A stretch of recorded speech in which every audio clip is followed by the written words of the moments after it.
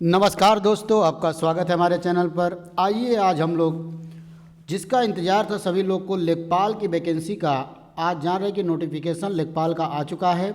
और आप देख रहे हैं कि मैं आपको कुछ बातें बता रहा हूँ लेखपाल के लिए।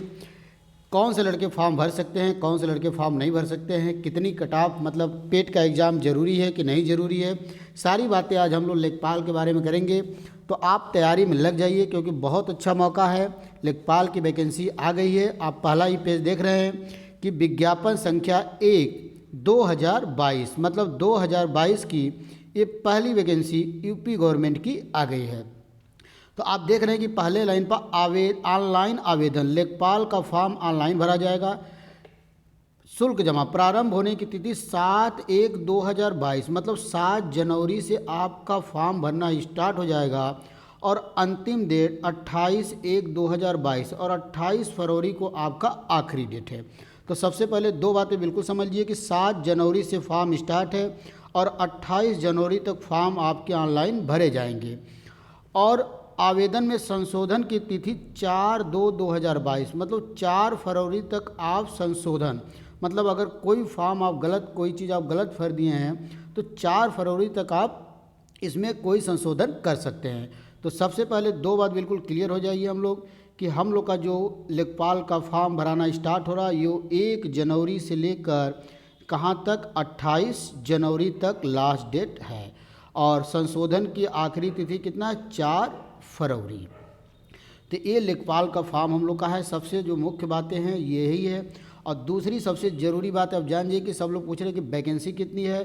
तो आपका 8,085 वैकेंसी है। 8,000 मान के चलिए कि लगभग 9,000 वैकेंसी आपकी आ रही है। और आप जानते हैं किसी भी वैकेंसी में आगे कोई भी संशोधन हो सकता है, सीटों की संख्या बढ़ भी सकती है और घट भी सकती है। तो अभी आप मान के चलिए कि लगभग 9,000 लेखपाल की वैकेंसी आ चुकी है। और डेट फिर मैं आपको एक बता रहा हूँ कि 1 जनवरी से लेके 28 जनवरी तक फॉर्म भरने का डेट है और 4 फरवरी तक संशोधन का डेट है। तो आइए और भी कुछ बातें हम लोग करते हैं, जैसे लेखपाल की क्या क्राइटेरिया है, किनको फॉर्म कौन कौन लोग भर पाएंगे। तो सबसे पहले यहाँ पर आप देख लीजिए कि लेखपाल मुख्य परीक्षा हेतु अभ्यर्थियों को शार्ट लिस्टिंग उनके पेट का एग्ज़ाम, जैसा अभी आप जो है कि इसके पहले पेट का एग्ज़ाम क्या बोलते हैं इसको, पेट का एग्ज़ाम दे चुके हैं, उसको स्कोर के आधार पर ही की जाएगी। मतलब जो मुख्य परीक्षा होगा, अभी आप ये समझ लीजिए कि सभी लोग, जितने लोग पेट का एग्ज़ाम दिए हैं सभी लोग लेखपाल का फॉर्म भर पाएंगे। सभी लोग को सरकार ने बोला है लेखपाल का फॉर्म भरना है। फॉर्म भरने के बाद वो डिसाइड करेंगे कि परीक्षा में कितनी कट ऑफ वाले लोग बैठ पाएंगे। ऐसे मेरा उम्मीद है, मेरा मानना है कि जितने लोग 33% पाए हैं उन सभी लोगों को 33% से ऊपर सभी लोगों को परीक्षा देने का मौका मिलेगा। इसीलिए सभी लोग तैयारी में बिल्कुल लग जाइए। तो दूसरी बात ये क्लियर हो गई कि जो शार्ट लिस्टिंग होगी, जो परीक्षा मुख्य परीक्षा देने का मौका मिलेगा, उसका जो शार्ट लिस्टिंग होगी वो पेट के स्कोर के आधार पर होगी। तो आप ये मान के चलिए कि मैक्सिमम लोगों को लेखपाल का एग्ज़ाम देने का मौका मिलेगा। तो आइए कुछ और बातें कर लेते हैं। अब देखिए कुछ ज़रूरी बातें क्या है। ऑनलाइन आवेदन करने वाले अभ्यर्थियों के लिए आवश्यक सूचना। तो ऑनलाइन आवेदन आप करेंगे, इसकी जो वेबसाइट हो वो upsc.government.in, इस वेबसाइट पर जाकर आप आवेदन ऑनलाइन कर सकते हैं। आवेदन की प्रक्रिया है, आप जैसे इस वेबसाइट को आप खोलेंगे उसके बाद आगे का सारा प्रोसेस आपको खुद ब खुद पता चलता रहेगा कि क्या भरना है, क्या योग्यता है, सारी बातें आप समझ पाएंगे। अगली लाइन देखिए, अगली क्या हम लोग बात करते हैं। अगली लाइन क्या दिया हुआ है, अब यह है कि प्रारंभिक आयता में registration number, application PT registration number, जैसे आप वेबसाइट खोलेंगे उसमें आपका पीटी का रजिस्ट्रेशन नंबर लगेगा। उसके बाद की सारी प्रक्रिया धीरे धीरे शुरू हो जाएगी। और प्रक्रिया जो धीरे धीरे शुरू होगी उसको 2 फेज़ में इन्होंने बांट दिया है।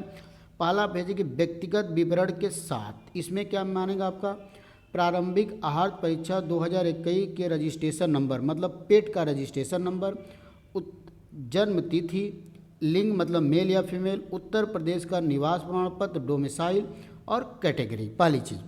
और दूसरा OTP, आप जो भी नंबर आप इसमें भरेंगे उस पर आपका एक OTP आएगा और उस OTP को फिल करेंगे तो आगे की प्रक्रिया आपकी शुरू हो जाएगी। आगे की प्रक्रिया आपकी शुरू हो जाएगी। अब ये दिया आवेदन, आपको इस भाग में लॉगिन करना है, ये सब करना है आपको। नाम, पिता का नाम, अपना नाम, जन्म तिथि, सब चीज़ आपको धीरे धीरे भरते चले जाना है। तो ये सब चीज़ें, मोबाइल नंबर, आप ईमेल आईडी, सब चीज़ भरेंगे। जैसे ही आप वेबसाइट खोलेंगे अपना पेट का रजिस्ट्रेशन नंबर डालेंगे, उसके बाद खुद ब खुद आपको पता चलता रहेगा क्या क्या चीज़ें आपको भरना है। तो और भी बातें क्लियर करते हैं। इसके बाद जो आपका फ़ोटो और सिग्नेचर आएगा, उसके बाद आपको फ़ोटो और सिग्नेचर आपको लगाना है। अन्य विवरण में क्या दे रहा है कि इस भाग में अभ्यर्थी को अधिमानी अर्हता यदि कोई हो तो उसके संबंध में यस या नो, मतलब जैसे आपका स्वतंत्रता सेनानी हो गया, कुछ भी आपका अलग से कोई आपके पास अगर कोई क्राइटेरिया है तो।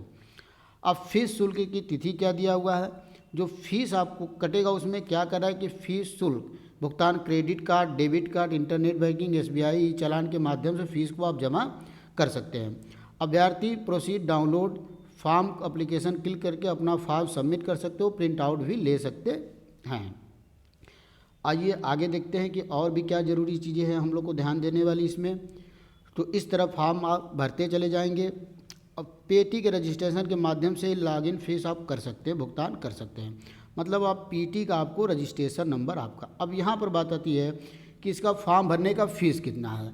तो देखिए, अनारक्षित अति पिछड़ों के लिए जो है कि बिल्कुल जो है फीस 25 रुपया, फीस बहुत कम है, 25 रुपया, मात्र फीस 25 रुपये का इसमें शुल्क आपको लगेगा। अब देखिए, मात्र इसमें 25 रुपये का शुल्क आपको लगेगा। ऑनलाइन प्रक्रिया की 25 रुपये आपका केवल फीस इसका है, बहुत ही कम, बहुत ज़्यादा फीस आप नहीं कर सकते हैं। फिर इसके बाद प्रिंट आउट लेना, ये सब निकालना। आवेदन में संशोधन में आपको पहले ही बता चुका हूँ कि 4 फरवरी तक। संशोधन का मतलब क्या होता है, जैसे आप फॉर्म भरते समय कोई भी गलती कर दिए, जैसे नाम में गलती कर दिए, पिता के नाम में, पत्राचार पता में, या फिर EWS वाला फॉर्म भरने में, या जाति में, या जेंडर में कुछ भी गलती करते हैं तो उसको आप 4 फरवरी तक संशोधन कर सकते हैं। आइए कुछ बात और किया जाए। अब यहाँ पर देखिए, यहाँ पर दिया है वैकेंसी। यहाँ पर टोटल वैकेंसी आपकी कितनी, सबसे ज़रूरी बात यहाँ पर कि आपकी टोटल वैकेंसी कितनी आ रही है। विभाग का नाम आप जानते हैं, राजस्व पद उत्तर प्रदेश लखनऊ के द्वारा। पद का नाम आपका लेखपाल है। और इसके बाद जो आपके लिए ज़रूरी चीज़ है, वेतन, पे ग्रेड आप देख रहे हैं कि वेतन कितना है। फिर आयु, सबसे उम्र, सबसे बहुत लड़के उम्र इसमें क्या है, तो आपका 1 जुलाई 2021 से उम्र की गणना होगी। आपकी उम्र 18 से लेकर 40 साल तक होना चाहिए, मतलब 18 से ऊपर और 40 तक वाले फॉर्म भर सकते हैं। उम्र में छूट, जैसे और भी उत्तर प्रदेश सरकार OBC हो गया, ST SC हो गया, जनरल हो गया, सबके लिए जितने साल की उम्र, जैसे आप जानते हैं कि ST SC के लिए 5 साल, OBC के लिए 3 साल की छूट मिलती है, तो वो छूट आपको इसमें मिलेगा। अब देखिए, अनारक्षित के लिए 3271 पोस्ट है, अनुसूचित जाति के लिए 1690 पोस्ट है, अनुसूचित जनजाति के लिए 152 है, अन्य पिछड़ा वर्ग के लिए 2174 पोस्ट हैं, आर्थिक रूप से कमजोर EWS के लिए 798 और कुल पद है 8085। कुल पद सबसे पहले आप जरूरी चीज़, टोटल लेखपाल की वैकेंसी 8085 आ रही है। तो ये तो हो गई वैकेंसी की बात, कितनी वैकेंसी आ रही है इसमें। अब देखिए, कुछ बातें और दिया है, इसको आपको उत्तर प्रदेश सेवानिवृत्त, ये सब आपको बहुत ज़्यादा ज़रूरी नहीं है।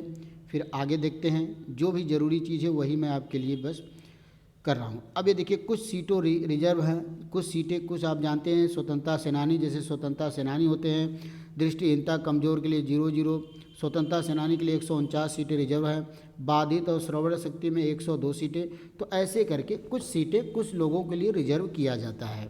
तो वो सब चीज़ें आपको आप अपने हिसाब से समझ जाएंगे, जिस कैटेगरी में आप आते हैं उसको आप देखकर समझ जाएंगे। तो और भी कुछ बातें देखते हैं। अब यहाँ पर देख लीजिए, यहाँ पर वही सब बातें दिया है, पुरानी बातें।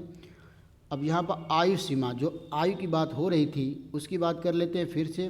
साड़ी में दिया है कि 1 जुलाई को 18 वर्ष की आयु प्राप्त कर लेना चाहिए 2021, और 40 वर्ष से आगे नहीं होना चाहिए। जब आप फॉर्म भर रहे हैं तो आपकी उम्र 18 से लेकर 40 साल तक होना चाहिए। और भी क्या बातें दिया, और भी कुछ बातें दिया हुआ है। जैसे दिया हुआ है इसमें या उत्तर प्रदेश के अनुसूचित जाति, अनुसूचित जनजाति, अन्य पिछड़े वर्ग, ऐसे अन्य श्रेणी को दशा में उच्चतर आयु सीमा उतने ही वर्ष की होगी जितनी सरकार द्वारा निर्दिष्ट है। मतलब जितनी सरकार, उत्तर प्रदेश सरकार अन्य वैकेंसी में छूट देता उतनी छूट सबके लिए होगी। अब दिया है कि कुशल खिलाड़ियों के लिए अधिकतम 5 वर्ष की आयु में छूट, ये चीज़ है। भूतपूर्व सैनिकों के लिए अधिकतम 3 वर्ष की आयु में छूट है। तो ये सब बातें हो गई, ये तो अलग अलग कैटेगरी के लिए अलग अलग बातें हो गई। अब और भी देख लेते हैं क्या और भी ज़रूरी चीज़ है जानना। हाँ, सबसे ज़रूरी चीज़ जो आपके लिए सिलेबस, सबसे ज़रूरी सिलेबस। तो आप देख रहे हैं कि 2 घंटा का पेपर होगा, मतलब 120 मिनट। आपकी हिंदी रहेगा, हिंदी का पेपर रहेगा, गणित का रहेगा, हिंदी, गणित, सामान्य ज्ञान और ग्राम समाज विकास। तो हिंदी में 25 नंबर, गणित में भी 25 नंबर, सामान्य ज्ञान में 25 नंबर और ग्राम समाज विकास में 25 नंबर।